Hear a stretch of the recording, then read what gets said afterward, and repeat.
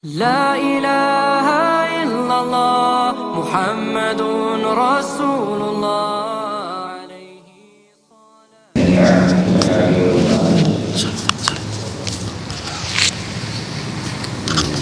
أشهد أن لا إله إلا الله وحده لا شريك له وأشهد أن سيدنا ونبينا محمدا عبده ورسوله سيد خلقه وخاتم أنبيائه المخصوص بالمقام المحمود الذي لم يكن فيه سوى أما بعد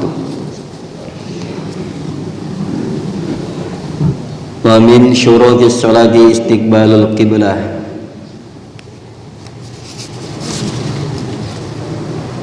faslun wa syartu ma'marra liqabuliha indallahi subhanahu wa ta'ala ayyan qasida biha wajhallahi ta'ala wahda wa ayyakuna ma'kalahu wa malbusahu wa musallahu halalan wa ayyahdura qalbahu fiha falaysa lahu min salatihi illa ma aqala minha alla yujaba biha.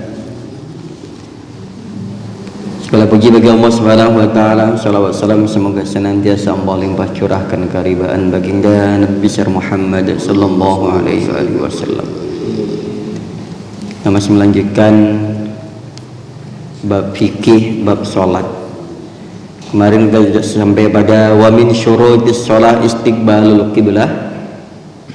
Fi syurutis shalah wa hiya ma tatawaffa 'alaiha sihhatus shalah wa laysat minha wa min syurutis shalah istiqbalu 'ainil qiblah,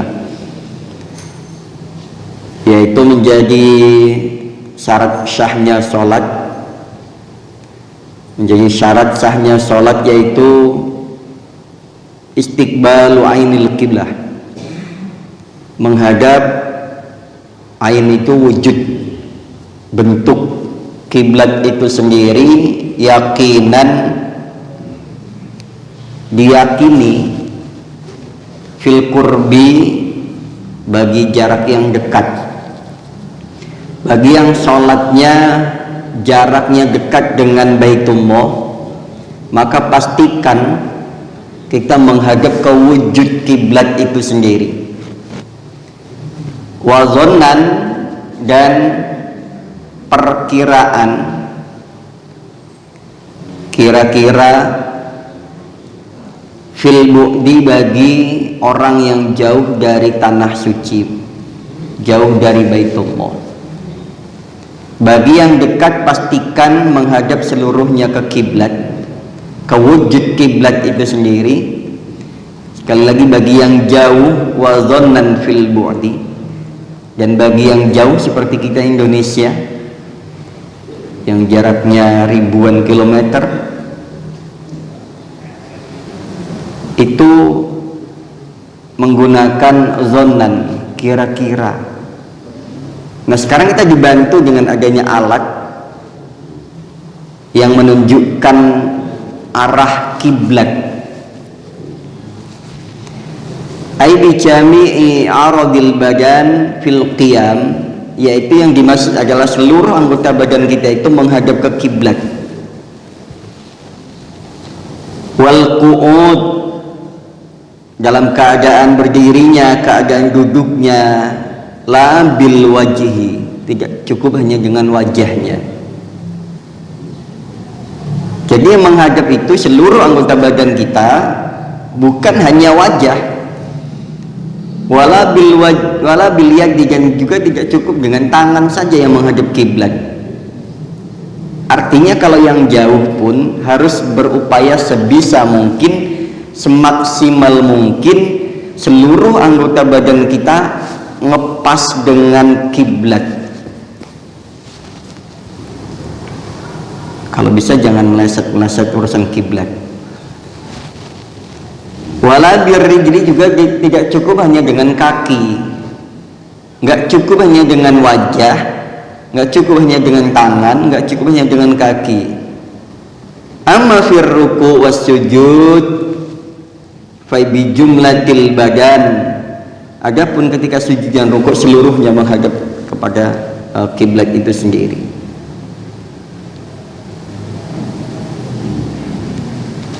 Nah, wal murad bil qiblah itu al-Ka'bah. Yang dimaksud dengan kiblat itu sendiri merujuk kepada bentuk fisik daripada Ka'bah itu sendiri, ainil kiblah.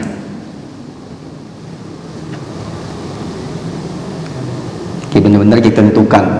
Ini bagi seluruh siapapun yang mengelola tempat ibadah, masjid, musola, diupayakan semaksimal mungkin masjidnya, kiblatnya sudah pas, sudah sesuai. Kalau sekarang mudah kok, ada alatnya. Wa syartu ma'mar li qabuliha indallahi subhanahu wa ta'ala. Pasal berikutnya adalah wa syartu ma'mar li qabuliha, dan syarat beserta diterimanya, syarat yang diperintahkan beserta diterimanya salat kita indallahi subhanahu wa ta'ala, di sisi Allah subhanahu wa ta'ala. Yang pertama adalah ayyaqasida biha wajhallahi ta'ala. Salat kita tujuan utamanya adalah wajhallahi.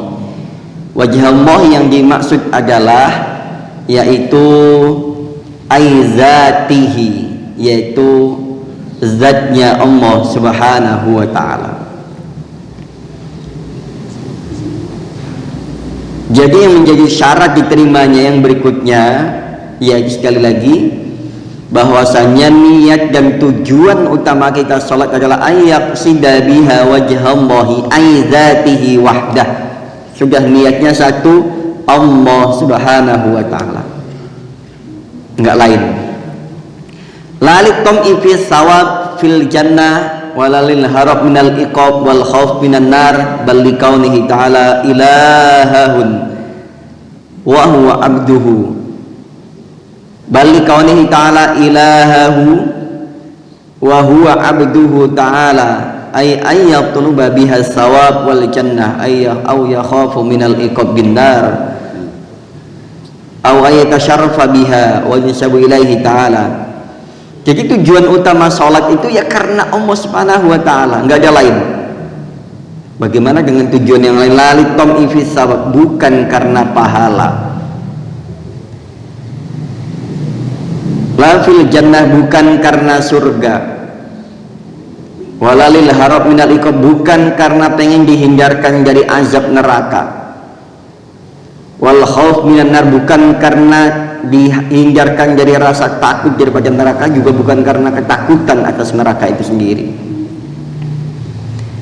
Bal, akan tetapi likaunihi, wujud salat itu sendiri adalah lillahi ta'ala, yaitu yang pertama likaunihi, karena sesungguhnya Allah ta'ala ilahahun, yaitu Tuhan kita, ilah kita, bos besar kita.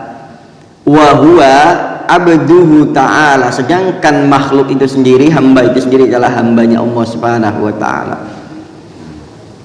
Berarti kalau ngabdi sama Allah itu bukan karena gaji, bukan karena honor, bukan karena takut dipecat, bukan karena takut dikurangin gajinya atau disiksa kalau dia melakukan satu kesalahan, enggak. Tapi sholat kita itu murni lillahi ta'ala, bahkan bukan karena surga, bukan karena pahala, bukan karena iming-iming 27 derajat yang selama ini kita gaung-gaungkan. Enggak ngaruh. Kalau bagi orang yang sudah meyakini hal itu, kalau sudah lillahi ta'ala, bukan karena neraka, karena surga, karena pahala, karena upah, karena derajat, kecil itu dibandingkan dengan Allah subhanahu wa ta'ala.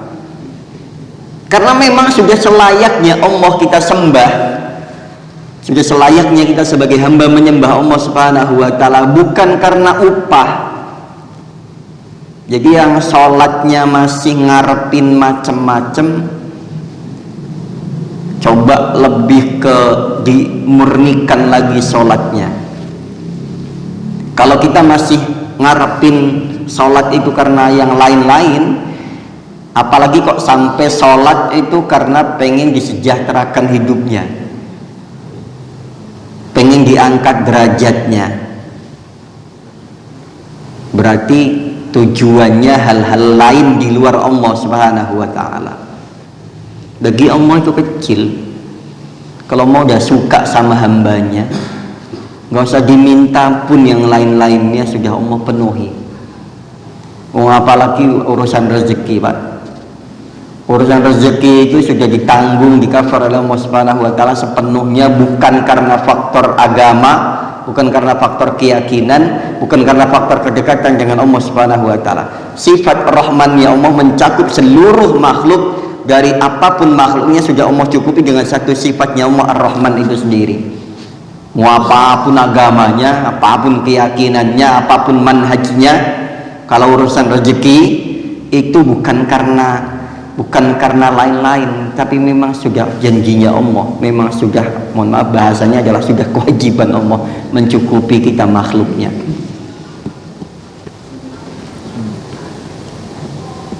Jadi itu tujuannya. Ya sida biha wajah Allah ta'ala wahdah.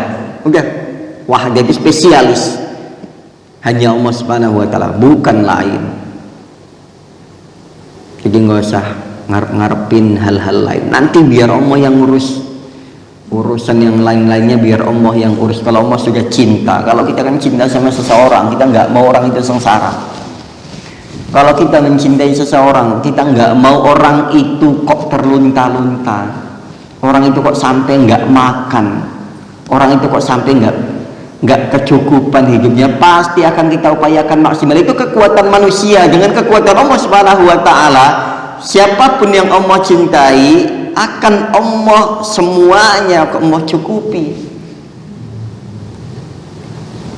memberikan yang terbaik. Kita saja sebagai manusia berupaya begitu. Untuk keluarga saja kita banting tulang peras keringat, kita nggak ingat sampai kadang kita tidak mempedulikan urusan pribadi, bahkan sampai mungkin sebagian kita sampai jarang, sampai kasarannya ya semuanya mengutamakan keluarga. Mungkin kita bisa jadi sampai jarang kemudian mungkin makan, atau ya intinya jarang mementingkan urusan pribadi kita, semuanya karena keluarga. Itu bagaimana dengan Allah Subhanahu wa ta'ala yang sudah kagum cinta sama kita? Jadi begitu. Orang kalau sudah dilihat kok ini hamba kok baik banget, bagus banget nyembahnya karena Allah Subhanahu, maka Allah nanti sudah itu udah urusan Allah lah. Nah, ayat sidah dia wajah Allah ta'ala wahda wa ayyakuna makalahu wa malbusahu musallahu wa halalan. Dan seluruh komponen yang lainnya itu juga harus diperhatikan. Satu, yang pertama tujuannya hanya Allah, bukan lain. Yang keduanya dari mulai faktor-faktor yang lainnya itu yang melekat dalam diri kita yang dibawa sholat, itu semuanya harus halal. Dari mulai makanan kita, pakaian kita, bahkan wa musallahu, tempat sholatnya, tempat sholatnya harus halal, termasuk karpetnya dan pakaian yang melekat di kita. Bahkan sampai musolanya ini jangan sampai ada, mohon maaf, kalau ada sumbangan misalkan karpet, ada orang yang membeliin, mohon maaf, boleh dipertegas, jangan sampai ini hasil yang tidak halal. Ya kita sih nggak tahu ya, tapi pastikan bahwa sumbangan karpet ini karena buat sholat, ini pastikan bahwa ini dari hasil yang halal. Ya perlu bagaimana cara menyampaikannya dengan pendekatan yang baik, yang persuasif dengan orang tersebut. Pastikan bahwa barang yang disumbangkan ini karena untuk umat, karena urusannya untuk sholat. Sholat itu nggak bisa asal bersih, enggak. Sholat itu harus suci. Sekali lagi, harus suci. Kita tahu suci di atas bersih.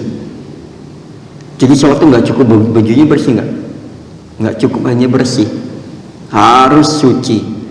Suci pakaiannya, suci badannya, suci musallahu, tempat sholatnya harus suci. Diperhatikan tempat wudhunya, tempat urinernya, tempat orang masuk, makanya beberapa kali kita ingatkan bagi orang-orang yang masuk habis mau ke toilet atau setelah dari toilet, kita ingatkan untuk selalu pakai alas kaki, sendal nanti lepas di sana, nanti masuk ke sini itu kan udah bagus tuh, ada tempat cuci kakinya. Begitupun dengan orang yang dari rumah, pakai sendal, pastikan bahwa sendal yang dipakai itu sudah bersih, sudah suci, bawa ke masjid nanti cuci kaki lagi di masjid situ. Makanya kalau saya pribadi, sendal untuk yang mau bawa ke masjid saya simpen, agar jangan sampai nanti kita nggak tahu ada tikus, ada kucing yang kemudian kita pakai asal ke masjid, akhirnya karpetnya jadinya najis nanti, ubinnya jadi najis nantinya, kaki kita juga jadinya najis. Kalau udah urusan najis ya jangan ngarepin diterima. Yang penting hatinya. Sholat itu bukan hanya urusan hati, Pak, tapi semua komponen berpengaruh. Sholat bukan hanya urusan hati. Hati biar kita sama Allah Subhanahu wa Ta'ala, tapi perangkat yang lainnya harus sesuai dengan syarat dan rukun yang nggak bisa meleset.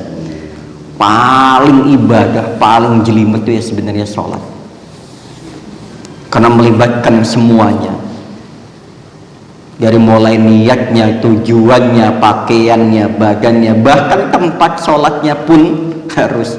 Makanya kalau kemana-mana pergi-pergi, upayakan, bukan kita mau buruk sangka dengan tempat lain, takutnya yang dikhawatirkan semua insya Allah suci ya tempat ibadah. Bawa sajadah, itu bukan karena kita alergi, bukan karena apa, tapi bawa sajadah, pastikan sajadah yang kita bawa suci. Yang kita khawatirkan tempat yang baru kita ini bekas apa atau keinjak apa atau ada apanya. Biasanya kan kalau di masjid suka ada kotoran-kotoran binatang kecil itu kayak cicak dan lain sebagainya, itu juga bisa berpengaruh. Nah oke ya, sampai dengan tempat sholatnya saja halal.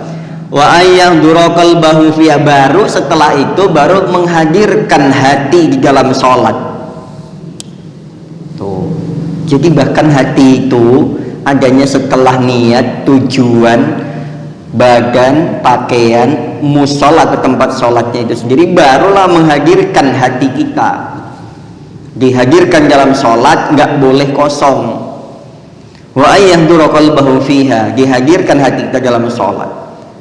Jadi sholat bukan hanya tadi cukup, tapi kemudian hati kita harus hadir. Jadi seluruh anggota badan kita, lahir batin kita menghadap Allah Subhanahu wa Ta'ala. Wa ayyahdura qalbahu fiha. Falaisa lahu min sholatihi illa ma aqala minha, bukan cukup dengan yang diangan-angan, yang diakal saja, enggak. Artinya enggak cukup dengan bacaan saja. Hati harus hadir, dihadirkan semaksimal mungkin sepanjang sholat. Mulut kita membaca, pikiran kita tertuju kepada Allah Subhanahu wa Ta'ala, hati kita berdetik untuk Allah Subhanahu wa Ta'ala. Wa alla yujaba minha, yang kemudian kita mengagungkan Allah, tidak boleh sekecil pun mengagungkan, membanggakan diri sendiri berkaitan dengan sholat. Nggak boleh nih saya nih sholatnya rajin berjamaah, sholat malamnya, sholat duhanya, sholat macam, enggak, jangan. Biarin itu urusan Allah, nggak usah diomong-ngomongin. Kalau mau ngajak silahkan ngajak, bagus, memang itu bagian daripada dakwah. Mau bentuknya langsung, ngajak langsung, atau bentuk postingan atau chattingan atau di grup, nggak masalah. Ayo sholat tahajud, kalau itu sifatnya ajakan nggak masalah. Jam 2:30, jam 3, atau masih paling bentuknya jam 3:30, ayo sholat tahajud. Postingan nggak apa-apa, mau yang posting sambil tidur juga silahkan, itu rupanya ajakan nggak masalah, silahkan. Tapi pastikan bahwasanya jangan sampai ada kalimah-kalimah yang membanggakan diri. Saya nih, walaupun disertai dengan alhamdulillah, takutnya awalnya alhamdulillah kemudian ada ujubnya, dia membanggakan dirinya, takutnya begitu ya. Kecuali kalau ditanya, saman gimana puasanya, alhamdulillah masih puasa. Gimana sholat malamnya, alhamdulillah masih.